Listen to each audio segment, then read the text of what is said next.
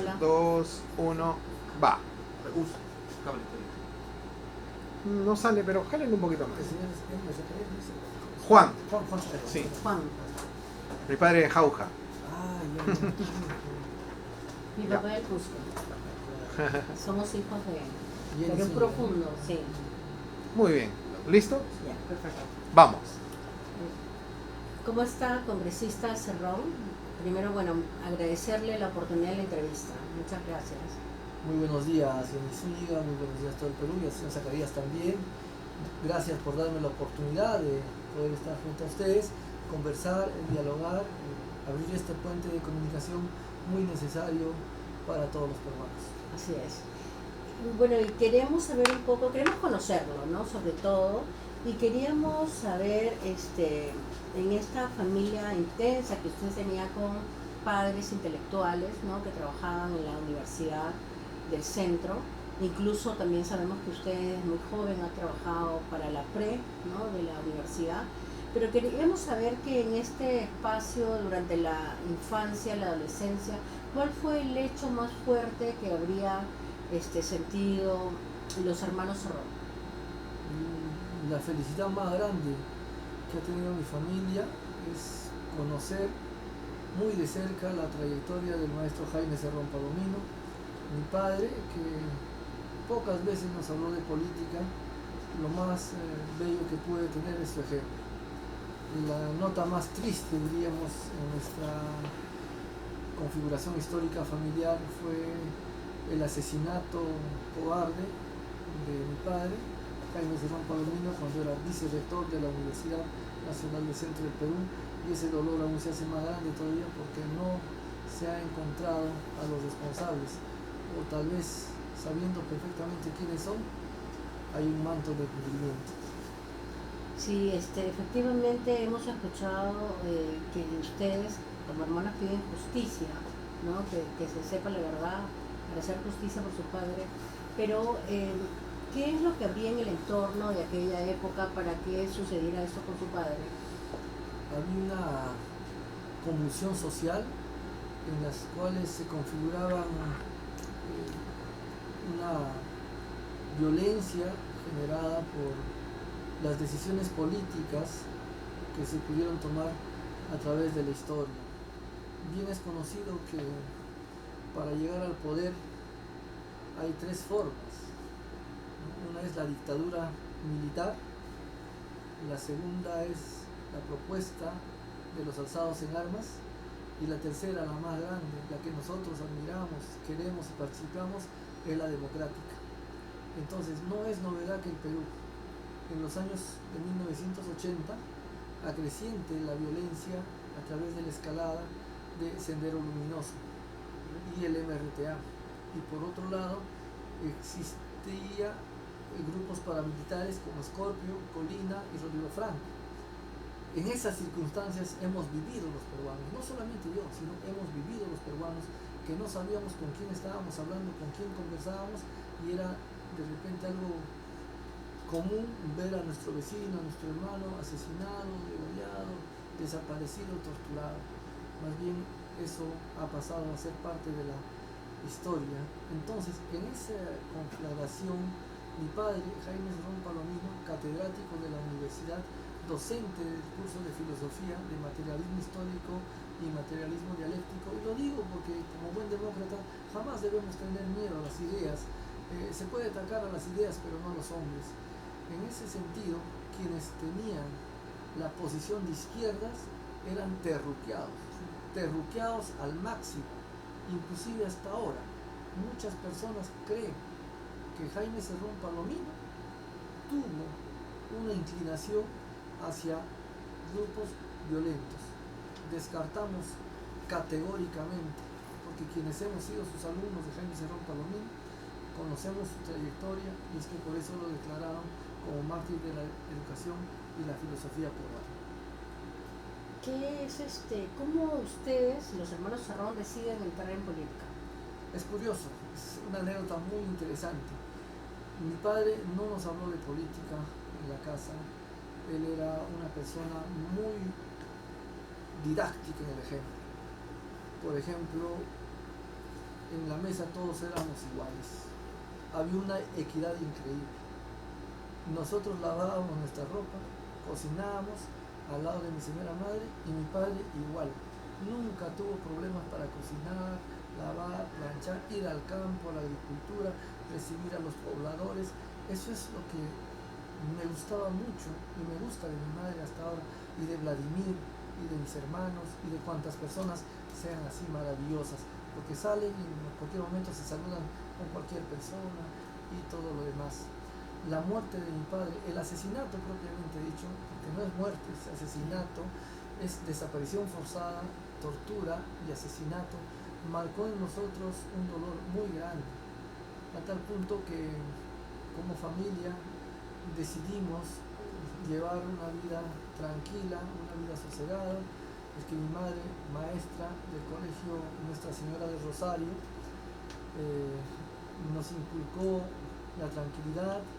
Mi hermano mayor era militar, ¿no? Suboficial en la Escuela Técnica del Ejército.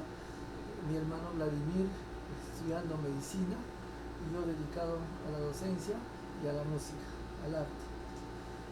Es lo que nosotros pudimos desarrollar hasta que Vladimir llegó a la región Junín, graduado como médico, como el mejor graduado en medicina, como neurocirujano, y se presenta al Seguro Social, al Hospital de Amigo Piralé, donde estaba trabajando, y va a ser víctima de una injusticia por parte del partido aprista, que también la rivalidad que tenían a mi padre fue el partido aprista, que han tenido debates, han conversado, pero seguramente esas rivalidades seguirían, y el doctor Vladimir va a ser retirado injustamente del hospital. Es ahí donde entendíamos que nosotros no nos estábamos enfrentando a un grupo de administrativos dentro del hospital, sino a todo un partido político, y era necesario entender que todo hombre que quiere transformar su realidad, que quiere mejorar sus condiciones, que quiere llegar al Congreso, tiene que pertenecer a un partido político. Todos los que estamos en el Congreso aquí somos de un partido político. Entonces estaba presentándose el señor Ollanta Humala, sí, del Partido Nacionalista. Lo invitan a Vladimir empieza a asistir a las reuniones y programáticamente se va a dar el tema de las elecciones congresales, que no pudimos ocupar un tema de congresista, habiendo ganado la región Junín. Aquí en Lima cambiaron a Vladimir por otro candidato, lo cual obviamente nos molestó, y se formó un movimiento regional, ¿no? Entonces el Frente Patriota. El Frente Patriota, que quedó en segundo, en tercer lugar quedó en las elecciones regionales. Estamos hablando de 2008, 2006, 2007. ¿En algún momento ustedes tuvieron acercamiento al Décimo? No. Nuestro partido, nuestro movimiento político en esos momentos era una conformación de ciudadanos que veíamos desde otra mirada la política, queríamos mejorar, y se forma el movimiento regional Perú Libre, con el que llegamos a las elecciones 2010, 2011. Como le digo, todos los integrantes de Perú Libre han sido de la región Junín, son de la región Junín, hasta luego expandirnos como partido político nacional. Así es. Y justamente conociendo este preámbulo, ¿no?, de que ustedes buscaban algo mejor por el país, nos preguntamos si ahora ustedes, como los hermanos Cerrón, que todos conocemos, por buenas o malas noticias, como siempre es en el periodismo y en la política, porque si no hablan bien o no hablan mal, es mejor estar, dicen, en los medios de comunicación. Queremos saber si ustedes se han propuesto efectivamente apostar por el desarrollo de nuestro país, ¿no?, apostar por un bien común. Sí, nosotros desde el ideario que tenemos, porque todo partido político debe tener una base ideológica programática, no es un simple deseo o una agrupación de personas que buscan intereses particulares cada uno. Todo militante de Perú Libre sabe que no está trabajando para él, sino para las necesidades de las grandes mayorías. Nosotros no hemos renunciado a nuestro ideario, a ser internacionalistas, a ser inclusivos, a ser soberanos, a ser equitativos y a trabajar por el desarrollo del país. Hay una necesidad de comprender que Perú Libre no es una organización criminal, Perú Libre no es una organización familiar, como se ha manifestado anteriormente. Perú Libre es un partido político a nivel nacional que tuvo la ocasión y oportunidad de participar al lado del magisterio con el señor Pedro Castillo Terrones, quien era el mejor candidato en ese tiempo. Y lo que digo queda corroborado porque ganamos las elecciones con Pedro Castillo Terrones. Justamente, y ahora, ¿qué opinión le puede tener usted de los hechos recientes, ¿no? Nosotros somos respetuosos de las decisiones de quienes ya no conforman nuestro partido. Pedro Castillo ya no era parte de nuestro partido, renunció a nuestro partido y a partir de eso nosotros mantenemos una independencia programática, política, ideológica con el expresidente, y él toma las decisiones, habrá tomado las decisiones con quienes habría visto por conveniente. Nosotros desde el gabinete Mirta Vázquez ya le habíamos anunciado que no estábamos de acuerdo con el gabinete, pero de ninguna manera íbamos a constituir una oposición obstruccionista, sino una oposición propositiva, como debe ser todo político. Si yo no estoy de acuerdo que esto esté aquí, entonces te propongo que esté allá. Pero hay gente que no está de acuerdo y nunca te dice cuál va a ser la solución. Y no hay diálogo. No hay diálogo, ni hay propuesta, que es lo más triste. Y con respecto al comportamiento y ahora la actual situación de Dina Boluarte como encargada de la presidencia de la República, ¿qué opinión le merece? ¿Ella, para usted, es una persona que ha cometido una traición?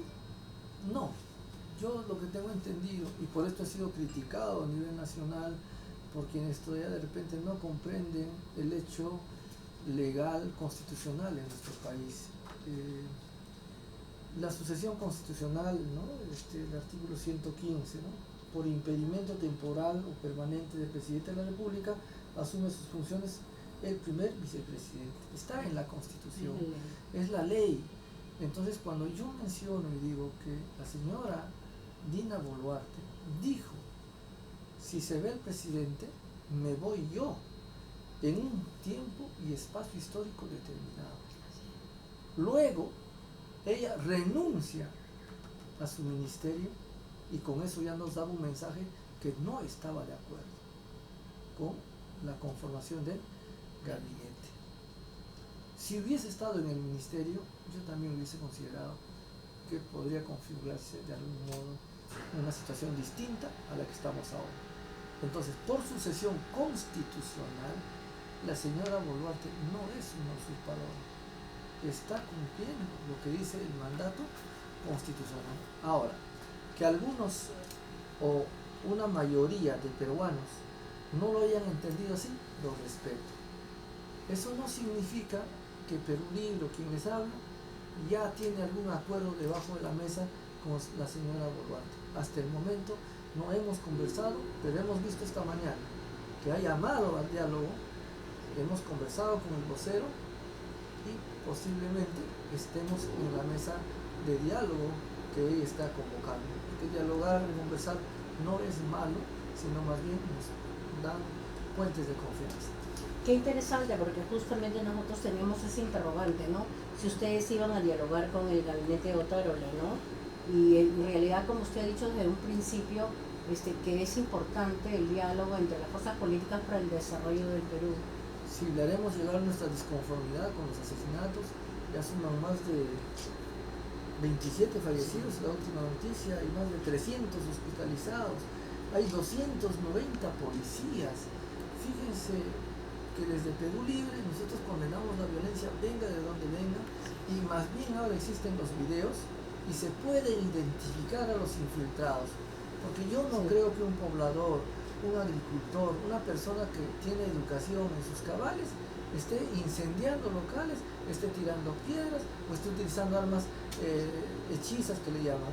Ya están los videos, el Ministerio Público tendrá que detectar a estos violentistas, porque no creo que sea que la única marcha que participan, creo que participan en varias marchas a fin de causar la zozobra en nuestro país y deslegitimizan la verdadera protesta de los pueblos, ¿no? Si no estamos de acuerdo, tenemos derecho a expresar. ¿Usted cree que detrás de estos grupos violentos hay otras personas que los están movilizando? Yo creo que sí, porque conozco a mis hermanos que son del pueblo, son de izquierda, ellos salen a protestar. Hay un informe de un ciudadano, casi 18, 19 años, ¿no? Él sale a ver qué sucede como cualquier persona y luego corre para ponerse a ver un recaudo y le cae pues, un proyectil. Entonces, él no creo que sea un tipo peligroso ni armado. Yo pido por eso la investigación exhaustiva a quienes están provocando este tipo de deslegitimización de las marchas, porque en sí desacredita a la cantidad de pobladores y no se escucha la petición real. El Congreso de la República ha hecho caso parcialmente a las demandas. La demanda de que se cierre el Congreso se ha solucionado con el adelanto de elecciones, pero no quieren saber de la Asamblea Constituyente y ni siquiera del referéndum. Le han puesto un candado aprovechando que son la mayoría en votos, que también es una dictadura de votos aquí, porque se disfraza de democracia, dice que es la mayoría, pero bueno, pues no es la mayoría que está esperando una Asamblea Constituyente, un referéndum, ¿no? ¿Qué opinión tiene de esa mayoría del Congreso? ¿Qué opina usted del comportamiento de los congresistas desde que llegaron al poder? Cosa interesante, desde que yo llego al Congreso, quiero agradecer y felicitar a mis colegas que en un principio creían que yo era un tipo violento, extremista, intratable, huraño, ermitaño, cerrado, en todos los extremos.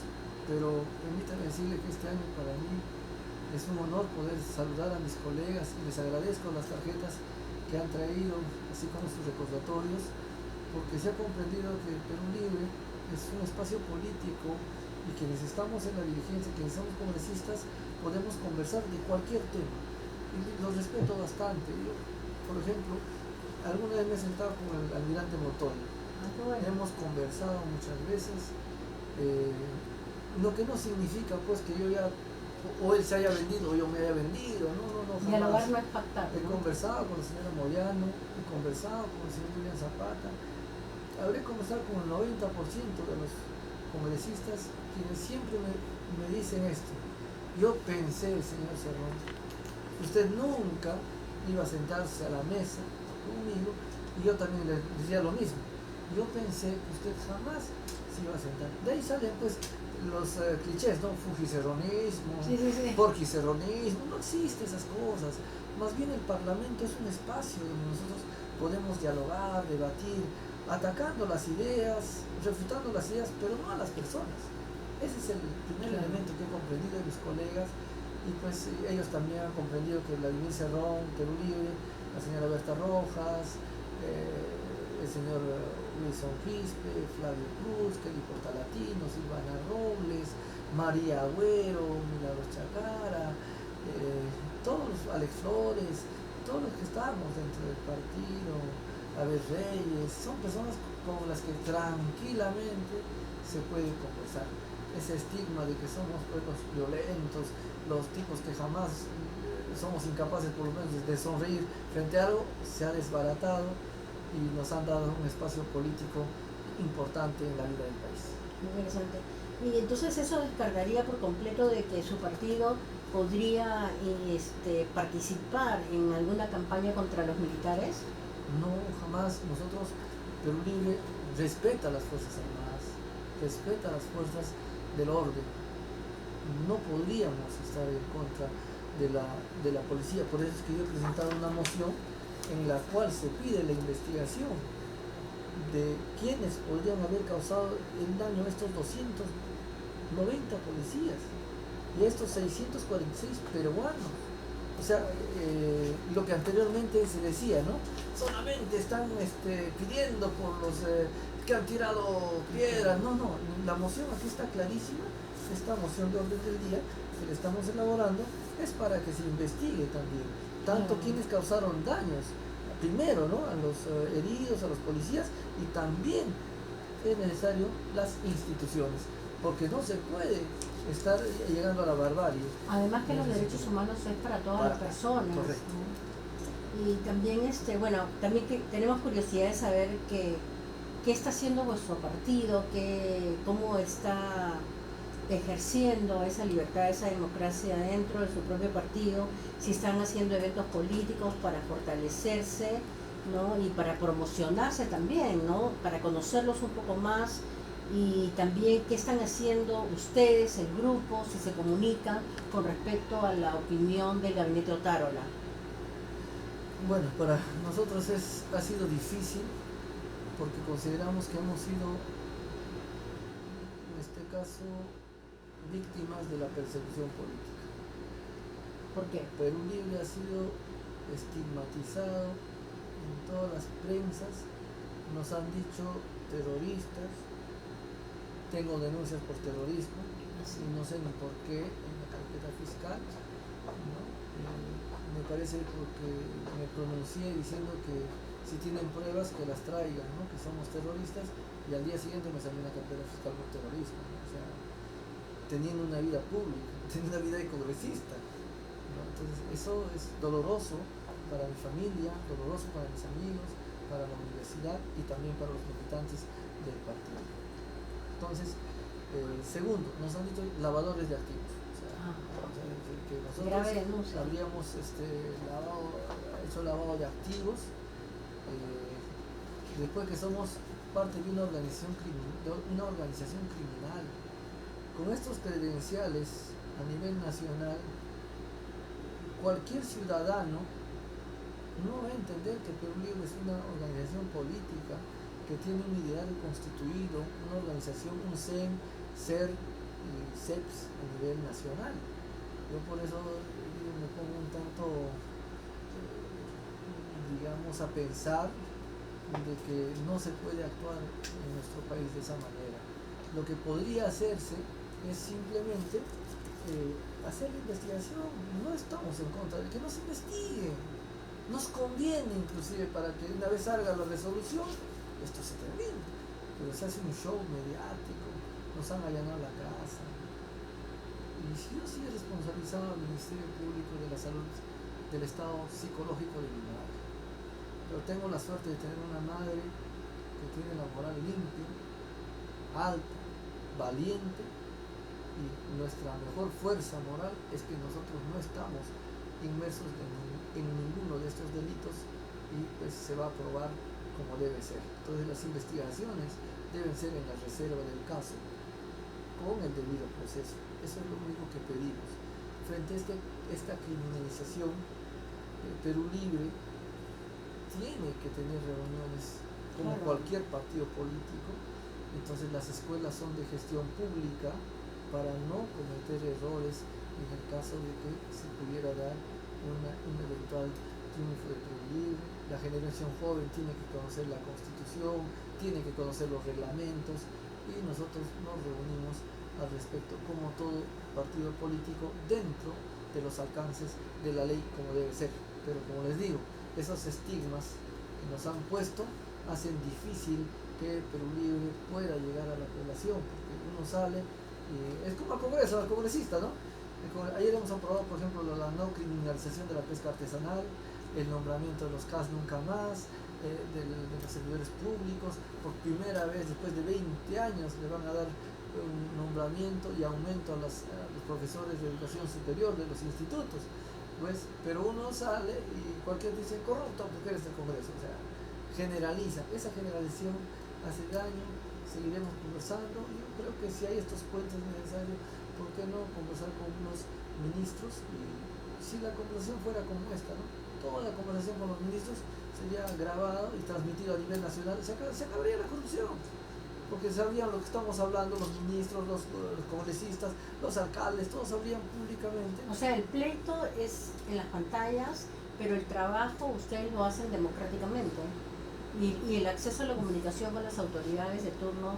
Yo creo que debe ser transparente, como le digo, no hemos tenido ningún problema en conversar. Nosotros conversábamos con el expresidente Castillo, lo demás es que no llegábamos a concretar el hecho, ¿no? O sea, ¿Por qué?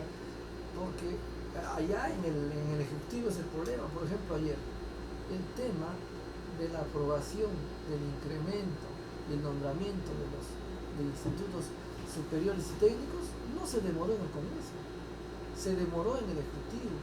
Y con razón, ayer un congresista, usted revisa mañana, decía, sepan pues quién es el que ponía las trabas, dijo, ¿no? ¿Quién es el que les ha demorado? Y efectivamente, a veces llega al Ejecutivo, se demora en el Legislativo. Aquí más bien en el Congreso ha habido atención rápida a los congresistas. Entonces no hay pleitos, sí hay contradicciones diría, pero hay que trabajar abiertamente por el bien de la población y sacar también el hecho de que muchos congresistas tienen miedo de ir a los ministerios. ¿Por qué? Por el tema de negociación incompatible, por el tema de verse involucrados en estos temas de gestión.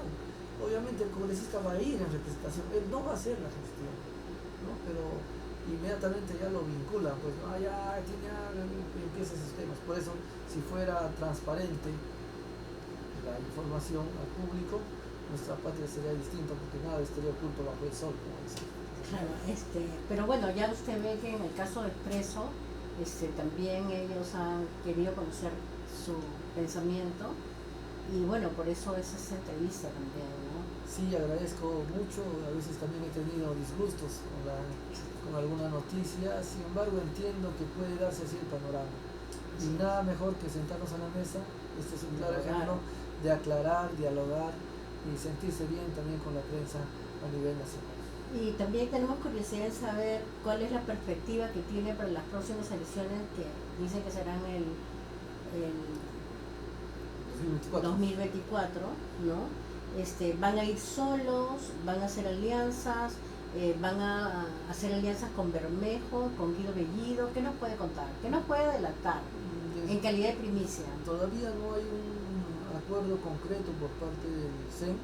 Sin embargo, podría estar adelantando de que nosotros somos un partido inclusivo, de carácter socialista, acorde a la época, no ese socialismo del año 60, 70, ¿no? ¿Y cuál es la diferencia del acorde a la época?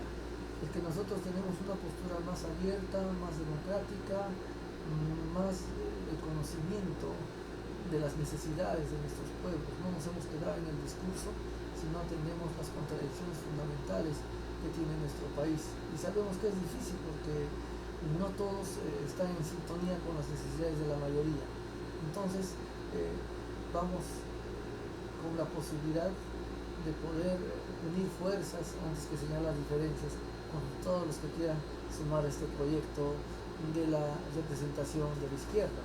Porque más que llegue un partido haciendo alianzas, es importante que llegue, ¿no?, la mayoría de representantes que quieran trabajar por nuestros pueblos, así sea de derecha. Por ejemplo, hay provincianos de derecha que están en partidos de derecha, pero su trabajo es hacia las mayorías. Eso es loable, ¿no? Hay que felicitar. Y entonces no descarta que puede tener alianzas con Bermejo y con el señor Bellido. La pregunta más bien es si ellos quisieran tener alianza con nosotros, porque ellos son los que se han ido. Ah, ok. O sea, ¿sería posible el diálogo con ellos? No, yo dialogo con ellos diario, converso, Sí. claro, hemos conversado siempre, ¿no? Y sabemos que ellos tienen su partido político, tienen su opción política y no tenemos contradicciones, sino que nosotros tenemos un ideal y ellos se han apartado porque no quieren o no están de acuerdo con nuestro ideario, con nuestra forma problemática. ¿Y cuál es el punto en libres. realidad que no es acorde? El tema con Bermejo fue que él buscaba un liderazgo y un partido político. Ah, Y ahí lo tiene, ya. concreto. Y los demás posiblemente hayan pensado igual. ¿Bellido también? Claro, él está diciendo que va a formar su partido político. Pero y entonces yo tengo una curiosidad, ¿no? ¿Qué pasa con las izquierdas, los socialistas?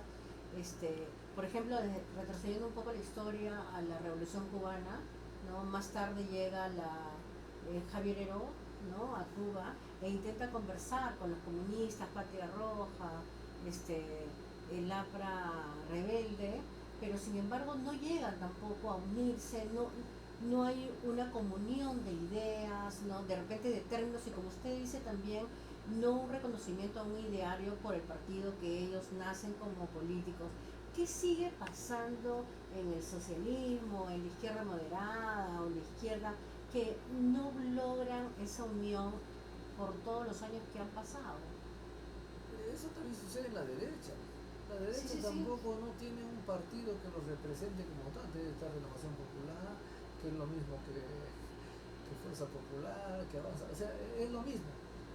Lo que pasa es que a veces ponemos el ojo en la izquierda y al parecer sucede. Lo que nosotros hemos entendido que es necesario avanzar bajo un ideario, bajo un liderazgo, y si hay más partidos de izquierdas, qué mejor. Qué mejor, porque vamos a tener una pluralidad de ideas. Entonces, con los partidos que ellos conformen y lleguen al Congreso, tendremos pues una contingencia política. Pero juntos no. No necesariamente podremos estar juntos, porque podremos llegar por caminos separados. Es que a veces también se dice que hay muchos partidos pequeñitos y al final también no llegan a participar, ¿no? Sí. Entonces no vemos una unión de los políticos ni de la derecha ni de la izquierda, como por decir, siguiendo la hoja de ruta en democracia para el desarrollo del país. ¿Por Sí, qué? ya tendrán que comprender o tendremos que comprender que esa minoría de izquierda tiene que sumar a la mayoría si es que quiere hacer fuerza. Y si se sale, quiere decir que no es de izquierda, porque todo buen militante sabe que debe fortalecer su partido. El salirse, el hacer una decisión, significa debilitar a la izquierda y en el fondo te convierte en derecha. ¿Así? ¿Tanto así? Claro, claro, quien quiebra un partido siendo militante se vuelve ya por paso histórico en oposición. Ahora, no necesariamente una oposición radical, sino debilita a un partido político que se está fortaleciendo. Lógicamente hay un Así es. debilitamiento. Y todo el que se ha ido sabe y es consciente de que ha hecho eso. Ahora, si de repente se fortalece más, entonces nosotros tendríamos que sumar a ese fortalecimiento. Pero hasta el momento, Perú Libre es la organización política con mayor cantidad de militantes, con la mayor cantidad de congresistas que ha llegado gracias al voto de los provincianos del Perú profundo. Porque en Lima también hay provincianos y también son del Perú profundo que han migrado y están viviendo acá. Y ellos son los que son víctimas de racismo, de discriminación, y esperemos que en ambas esferas estos tipos de lineamientos cambien, porque sí, somos dignamente superiores todos. Eso nos hace ser iguales. Y si usted quisiera resumir eso en una breve frase para terminar la entrevista, ¿cómo usted qué palabras utilizar para hacer comprender esto al pueblo, no? No más pobres en un país rico. Eso nosotros lo apoyamos, lo decidimos. Que alguien lo haya utilizado de repente solo de forma. Claro, el expresidente, por ejemplo, lo ha usado repetidas veces y eso ha llegado hasta la burla, por cosas que él ha hecho.